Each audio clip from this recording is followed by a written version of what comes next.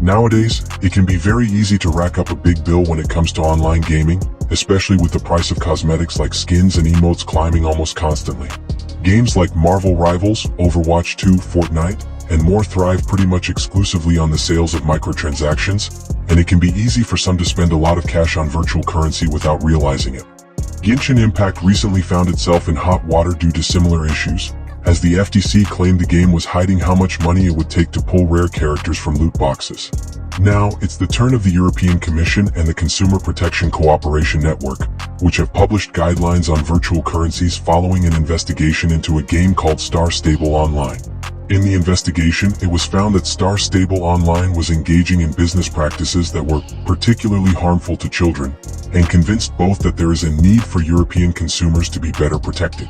To help on that front, both have now established guidelines with 7 key principles that must be followed when it comes to virtual currencies. Price indication should be clear and transparent. Practice obscuring the cost of in-game digital content and services should be avoided.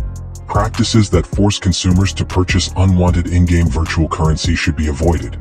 Consumers should be provided with clear and comprehensive pre-contractual information. Consumers' right of withdrawal should be respected. Contractual terms should be fair and written in plain and clear language.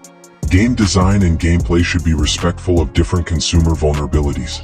That's a lot of jargon, but one of the biggest points there is that game developers and publishers can no longer hide the price of microtransactions with virtual currencies without falling foul of these new guidelines.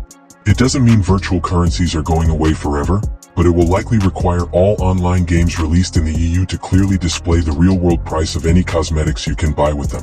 It's worth noting that these guidelines are not written in law, meaning developers and publishers don't have to abide by them if they don't want to, but it does mean they'll be more susceptible to lawsuits. If a company is sued, whoever does it will have the backing of the European Commission and Consumer Protection Cooperation Network. It's essentially a very strong deterrent, but companies are also warned that the Consumer Protection Cooperation Network will monitor progress and may take further actions if harmful practices continue. The bad news is that this is only for the EU, so the likes of the UK and US will still have the real price of microtransactions most likely hidden for now. But hey, a win is a win.